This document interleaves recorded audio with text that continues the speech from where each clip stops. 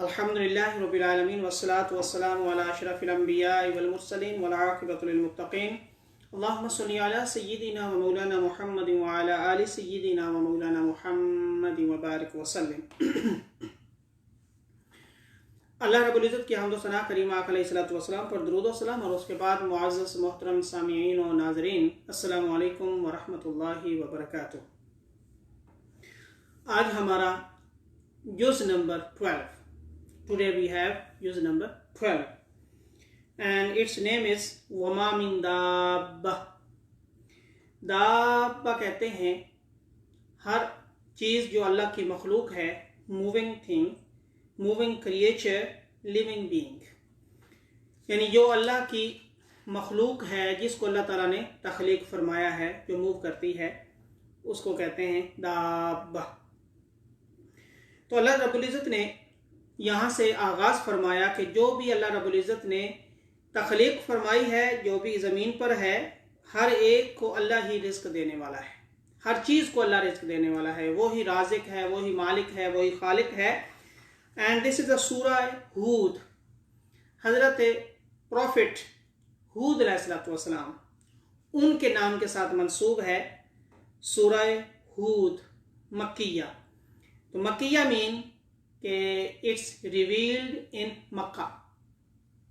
तो एक रुकू इसका पारा नंबर 11 में है और बाकी इसके जो सारी सूरत है वो जुज़ नंबर 12 में है। तो इस तरह इसका आगाज़ होता है और फिर इसमें इस सूरत के अंदर मुख्तलिफ अंबिया का जिक्र है। ख़ास तौर पर हज़रत नूह अलैहिस्सलाम आपका तबलीग फरमाना, किस तरीके से तबलीग फरमाई और कौन से लोग आपकी मुखालफत करते रहे, उनका सारा का सारा जिक्र है। वलक़द अरसलना नूहन इला कौमिही इन्नी लकुम नज़ीरुम मुबीन, वर्स नंबर 25 ऑफ सूरत हूद एंड रुकू नंबर 3, कि हमने नूह अलैहिस्सलाम को उनकी कौम की तरफ भेजा। उन्होंने कहा कि मैं तुम्हारी तरफ आया हूँ अल्लाह का पैगाम लेकर, नज़ीर बनकर, मुबीन बनकर। तो अल्लाह की इबादत करो वरना तुम पर अजाब आएगा। फ़क़ाल अल-मलाउल्लज़ीना कफ़रू, तो जो यानी बड़े लोग, खाते पीते लोग, वो हमेशा से मुखालफत अंबिया की करते रहे। जो उनमें से बड़े थे, चीफ उनके सरदार, वो सारे के सारे कहते हैं, आंखें से मजाक उड़ाते हैं, अच्छा तुझे अल्लाह ने नबी बनाकर भेजा, नबी ऐसे होते हैं, तो हमारे पास पैसा है, माल है, हम चौधरी हैं, हम बड़े हैं, हम लीडर हैं, हम सरदार हैं, हमें अल्लाह ने नहीं बताया, हमें नबी नहीं बनाया, आपको कैसे बना दिया है। तो इस तरह उन्होंने मुखालफत की। तो इसका सारा जिक्र शॉर्टली ये कि फिर वो वक्त आया जब आपने वो कश्ती भी बनाई और कश्ती के अंदर यानी उन्होंने 950 साल तक तबलीग फरमाई, लेकिन थोड़े से लोग मुसलमान हुए, ईमान उन्होंने कबूल किया, बाकी नहीं हुए। तो आखिरकार अल्लाह के हुक्म के साथ उन्होंने एक बोट बहुत बड़ी, वर्स नंबर 37 ऑफ सूरह हूद, वस्नाइल फुल्का बिअयुनिना व वहयिना वला तुखातिबनी फिल लज़ीना ज़लमू इन्ना मुगरकून, and build an ark before our eyes. अल्लाह सुब्हानहू व तआला सेड, एक बहुत बड़ी आर्क, बोट बनाओ। जो इस बोट में शरीक हो जाएंगे, इसमें सवार हो जाएंगे, जो इस राइड पे आ जाएंगे, वो सारे के सारे बच जाएंगे। बाकी सारों को जो है वो तूफान आएगा, अजाब आएगा, सब के सब मर जाएंगे, गर्क हो जाएंगे।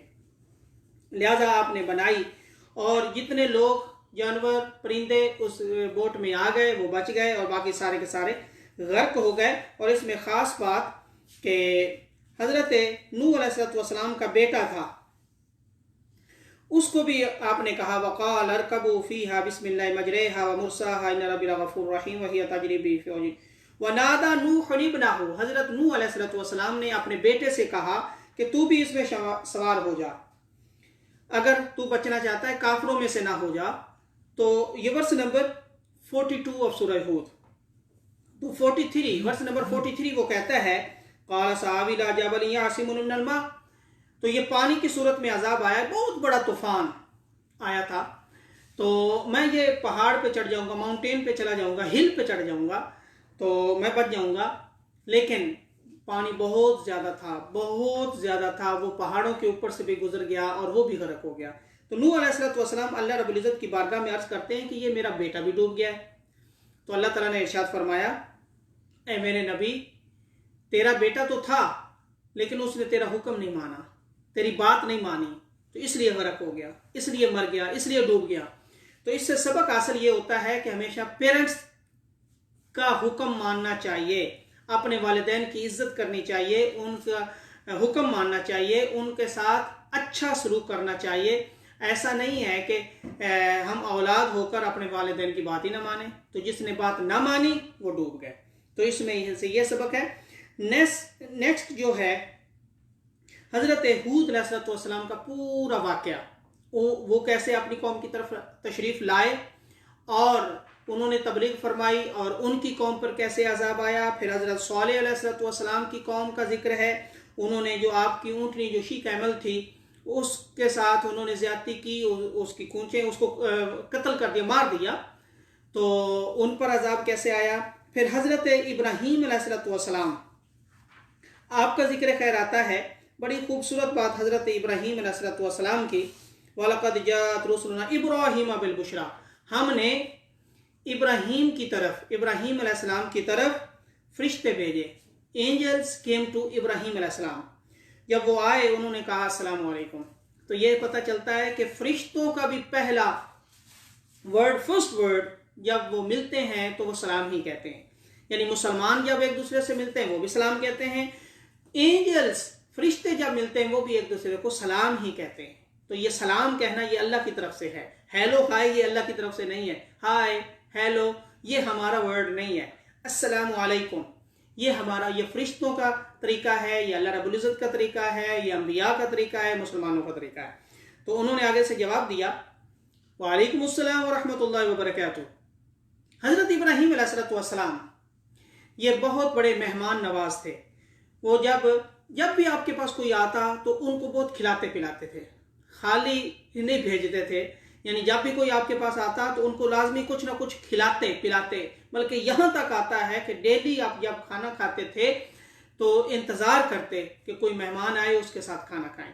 तो लिहाजा वो फरिश्ते जो थे वो इंसानी शक्ल में आए थे। Verse number 69 and 70। तो जब वो आए तो आपने फ़ौरन सलाम जवाब के बाद उनके सामने फमा लबिसा अन जा बिइज्लिन हनीज़, तो आपने फ़ौरन एक जो था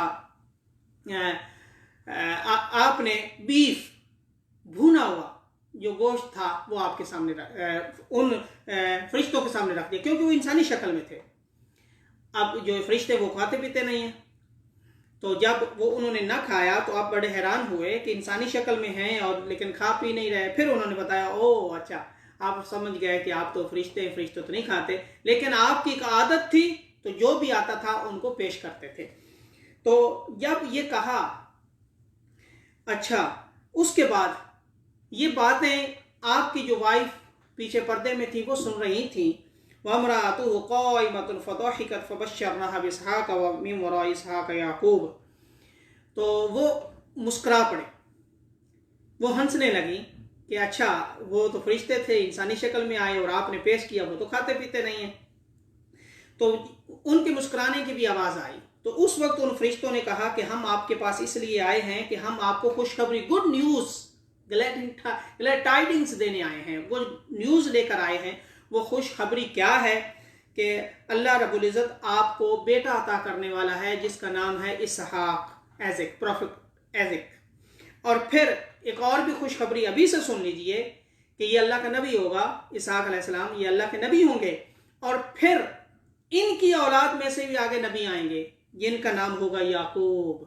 सुभान अल्लाह, दादा को यानी इब्राहीम अलैहिस्सलाम को खुशखबरी दी जा रही है, बेटे की भी आगे पोते के भी, और दोनों नबी होंगे, इसहाक अलैहिस्सलाम और याकूब अलैहिस्सलाम भी।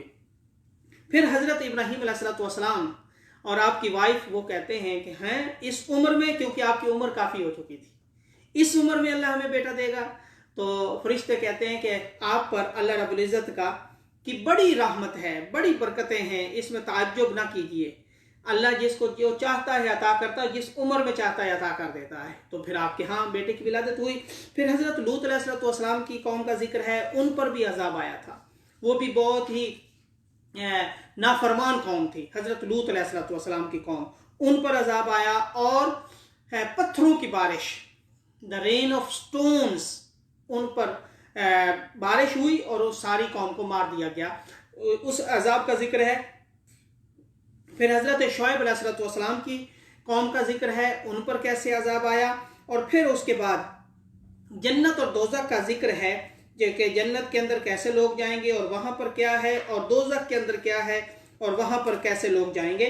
और इसमें ख़ास बात जो मैं अर्ज़ करता चलूँ कि जन्नत के अंदर तो बहुत बड़ी नेमतें होंगी, लेकिन दोज़ख के अंदर फ़अम्मल्लज़ीना शक़ू फ़फ़िन्नारि लहुम फ़ीहा ज़फ़ीरुन व शहीक़ के वर्स नंबर 106 कि जो दोज़ख हेल फायर है, उसमें जब दोज़ख वालों को अजाब दिया जाएगा, उनको सजा दी जाएगी, तो उनकी आवाज़ें निकलेंगी और ऐसी आवाज़ें निकलेंगी like the sound of donkey's, कि उनकी आवाज़ की तरह उनकी आवाज़ें निकलेंगी। आवाज़ें यानी कि रोएंगे, पीटेंगे, चीखेंगे, चीखें मारेंगे। Verse number 106, so those who will be unfortunate will be the put into the hell, they will be the given to screaming and wailing, कि उनकी आवाज़ें चीखें वहाँ पे निकलेंगी, वो हमेशा वहाँ पे रहेंगे। यानी बहुत सख्त है जो दोज़ख का अजाब है, वो बहुत सख्त है। उसकी सख्ती के बारे में यहाँ पर बताया गया है।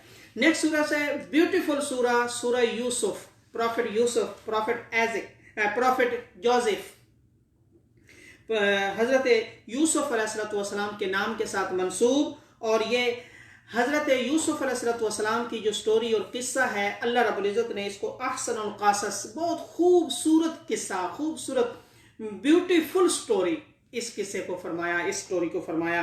तो वो उस सूरत का आगाज़ भी यहाँ हो रहा है इसी सिपारे में, जुज़ नंबर 12 में। तो इस सूरत के शुरू में प्रॉफिट यूसुफ अलैहिस्सलाम की सारी स्टोरी, पहले रकू के अंदर आपका ख्याब जो ड्रीम ख्वाब आया था, अपने वालिद गिरामी को जो बयान किया था, वो उसका सारा जिक्र है कि कैसे आपने ख्वाब देखा। अपने बाप को कहते हैं कि मैंने देखा है कि 11 सितारे हैं, 11 स्टार्स एंड 1 मून एंड 1 सन। मैंने देखा है कि 11 सितारे हैं, एक चांद है, एक सूरज है। तो इसका क्या मतलब है? तो फिर आपके वालिद गिरामी का नाम याकूब अलैहिस्सलाम था, वो भी नबी थे, प्रॉफिट याकूब अलैहिस्सलाम।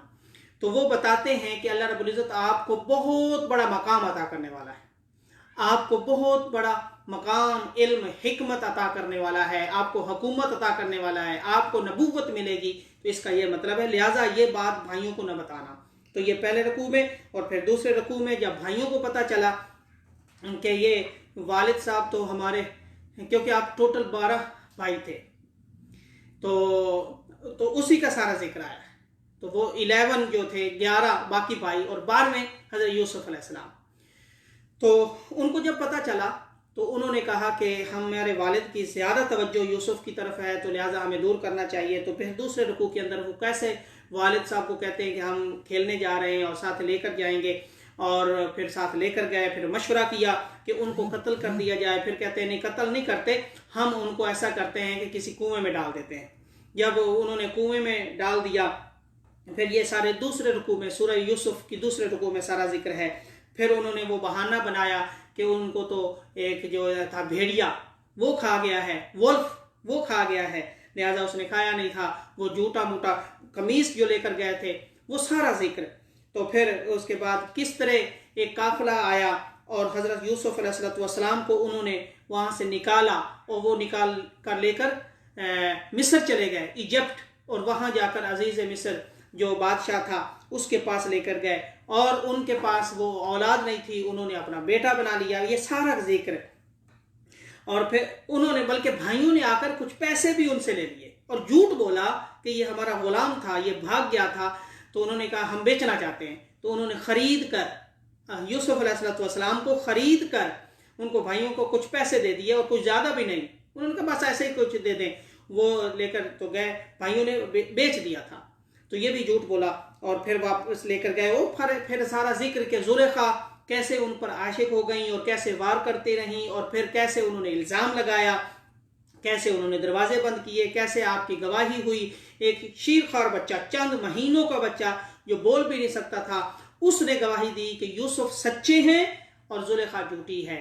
तो ये सारी गवाही कुरान ने बयान किया है।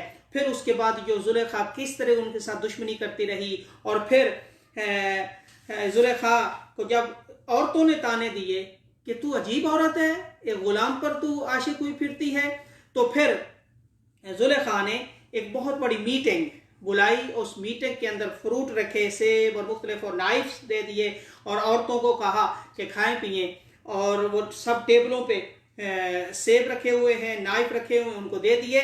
और जब वहां पर दिए तो यूसुफ अलैहिस्सलाम से अर्ज करते हैं जुलेखा कि एक दफ़ा तो सिर्फ आपने गुजरना है। जब वहां से गुजरे, ये वर्स नंबर 30 एंड 31 ऑफ सूरह यूसुफ इन आयात के अंदर बयान है।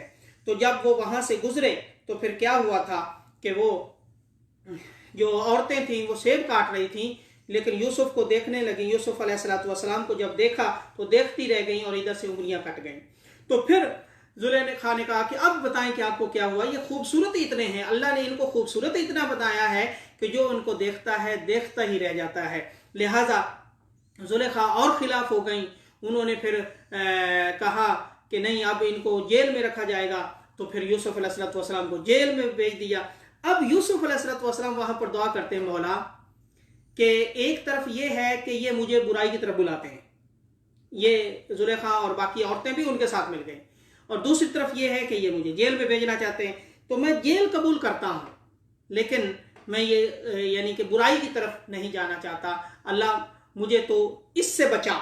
यूसुफ अलैहिस्सलाम की एक आजमाइश थी, बहुत बड़ा टेस्ट था।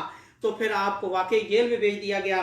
और जब जेल में गए तो वहां दो नौजवान ऐसे थे, वो पहले से ही जेल में मौजूद थे।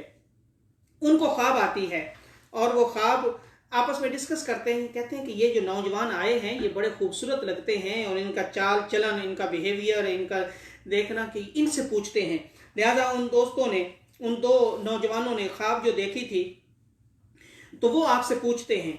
तो एक कहता है कि मैंने ये देखा है कि मेरे सर पर मैंने देखा कि मैं शराब को निचोड़ रहा हूँ, बना रहा हूँ।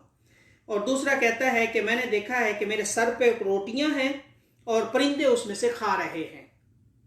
ये दो ख्वाब थे। पहले कहता है कि मैं शराब निचोड़ रहा हूँ, शराब बना रहा हूँ, और दूसरा कहता है कि मेरे सर के ऊपर कुछ रोटियां रखी हुई हैं और परिंदे वहां से खा रहे हैं। ये दो ख्वाब थे। तो यूसुफ अलैहिस्सलाम ने फरमाया कि हाँ, मैं आपको इसका जवाब देता हूँ, लेकिन मैं पहले तारफ करवा दूं कि मैं हूँ कौन। तो उन्होंने बताया कि यूसुफ अलैहिस्सलाम ने उनको बताया कि मैं ईमान वाला हूँ, अल्लाह का नबी हूँ, और मेरे जो अबाव अजदाद हैं उनमें याकूब अलैहिस्सलाम, इसहाक अलैहिस्सलाम, इब्राहीम अलैहिस्सलाम वो हैं, वो भी अल्लाह को मानने वाले थे। मैं भी अल्लाह को मानने वाला हूँ, मैं कोई शिरक नहीं करने वाला। तो ये भी बताएं कि एक ही खुदा बेहतर है या कई खुदा को मानना चाहिए। ये तबलीग फरमाई। उनको तबलीग फरमाने के बाद फिर आपने उनके ख्वाबों की ताबीर बताई। अब ख्वाबों की ताबीर क्या थी? वो जो पहला था कि वो शराब निचोड़ रहा है, उनके लिए फरमाया कि तुम्हें आज़ादी हो जाएगी, तुम्हें माफ़ी हो जाएगी, और तुम अपने बादशाह को फिर पानी पिलाया करोगे। तो ये उनके लिए फरमाया। फयस्की रब्बहु खमरा, तो आपने मशरूबात जो हैं तो आपने बादशाह को, अपने किंग को पिलाया करोगे, तुम्हें आज़ादी हो जाएगी और तुम्हारी ये ड्यूटी लग जाएगी। जो दूसरे थे जिसके सर से रोटियां खाई जा रही थी और परिंदे खा रहे थे, तो उसको फरमाया कि तुम्हें हैंग कर दिया जाएगा, तुम्हें फांसी दी जाएगी, तुम्हें हैंग कर दिया जाएगा। और ऐसा ही हुआ। अब ये ड्यूटी अब जो, तो उसके बाद ऐसा ही हुआ, उनको जो ताबीर बताई ऐसा ही हुआ। कोई एक को फांसी हो गई और दूसरे की वो ड्यूटी लग गई। अब वो जो दूसरा था जिसकी ड्यूटी लगी थी, उससे ये फरमाया था कि जब आप जाओगे यहां से, जेल से निकल कर जाओगे, और फिर उस वक्त बादशाह को बता देना कि एक नौजवान है जेल के अंदर जो जिसका कोई गुनाह नहीं है, बेगुनाह उसको जेल में रखा हुआ है, तो लिहाजा मेरा उनको बता देना। लेकिन वो जब बाहर गया वो भूल गया, और कई साल इसी तरह तफसीर में आता है 7 साल गुजर गए। तो फिर उसके बाद बादशाह को ख्वाब आती है। अब बादशाह ने ख्वाब में क्या देखा? उसने अपने ड्रीम में ये देखा कि 7 गाय, काउस, मोटी बड़ी हैं और साथ दुबली पतली हैं, और वो क्या देखते हैं कि जो दुबली पतली हैं वो जो वक़ाल अलमालिक इन्नी अरा सबअ बक़रातिन सिमानी याकुलूना सबअन इजाफ़ व सबअ सुबुलातिन खुदरिन व उख़रा यासाबियासात. 7 fat cows whom 7 lean cows are devouring. कि वो एक खा रही हैं और फिर उसके बाद खोशे देखे, यानी कि खेत देखे, तो ये ख्वाब आई. अब वो कहते हैं, बादशाह कहता है कि कोई है जो इसकी ताबीर बता दे. अब उसको याद आया कि हाँ, जब मैं जेल में था तो उस वक्त एक नौजवान था जिससे मैंने ख्वाब पूछा था, मैं उसी को बुलाता हूँ. वो बादशाह को कहते हैं कि एक दोस्त है जेल से, मैं बुला कर लाता हूँ, वो आपको आपकी ख्वाब पर की ताबीर बता देगा. जब तो बादशाह ने कहा जाओ बुला कर ले आओ. वो यूसुफ अलैहिस्सलाम को बुला कर ले आए. वर्स नंबर 46, यूसुफ यो सिद्दीक़ अफ्तिना फी सबअ बक़रातिन सिमान याकुलूना सबअन इजाफ़ुन व सबअ सुंबुलातिन खुदरिन व उख़रा याबिसातिन लअल्ली अर्जिउ इला अन्नास लअल्लहुम यअलमून. Verse number 46, reaching the prison he said, O Yusuf, Joseph, के अय्युहा सिद्दीक़, आप बड़े सच्चे हैं, you are the true person, explain to us the interpretation of this dream that there are 7 fat cows whom 7 lean ones are devouring, and there are 7 green ears of corn and 7 others which are dry. ये ख्वाब थी कि 7 मोटी हैं और 7 पतली हैं, fat हैं और 7 बिल्कुल वो पतली हैं. तो और इसी तरह फिर खोशे देखे, तो इसका क्या है. आपने फिर बताया कि आने वाला जो वक्त है इसमें बहुत बड़ी कैद साली होने वाली है और कुछ उगेगा नहीं, खेत सारे ख़त्म हो जाएंगे. तो ये ताबीर बताई कि खेत सारे ख़त्म हो जाएंगे और फिर बादशाह जो है वो कुछ गल्ला जो था वो ग्रोसरी वो संभाल कर रख लें ताकि बाकी लोगों को दे सकें. ये इसकी आपने ताबीर बताई. और फिर उसके बाद ऐसा ही हुआ. जब ऐसा ही हुआ तो बादशाह ने वाकई बुलाई कि ये तो इसने ताबीर सही बताई थी, ये नौजवान है कौन. फिर बादशाह ने आपको बुलाया तो पूछा, तो फिर उस वक्त आपने फरमाया कि नहीं, उन औरतों को बुलाइए जिन्होंने मुझ पर इल्ज़ाम लगाया था. जुलेखा और बाकी औरतें वो आईं. उस वक्त फिर उन्होंने कहा कि हम गलत हैं, ये सच्चे हैं. औरतों ने सब ने तौबा की और सब ने माफ़ी मांगी और यूसुफ अलैहिस्सलाम से कहा कि आप सच्चे हैं, आप अल्लाह के नबी हैं, हमने तो बुराई की तरफ बुलाया था लेकिन आपने अपने आप को बचाए रखा, आप अल्लाह के हुक्म को मानने वाले हैं. तो उस वक्त उन सब ने माना. तो फिर यूसुफ अलैहिस्सलाम ने अल्लाह का शुक्र अदा किया. और फिर उसके बाद अगले सिपारे में इंशाल्लाह हम कल पढ़ेंगे कि किस तरह आपको फिर ये ओहदा वज़ीर ख़जाना जो है आपको बना दिया गया. इंशाल्लाह tomorrow we will read from here. अस्सलामु अलैकुम व रहमतुल्लाहि व बरकातुहू.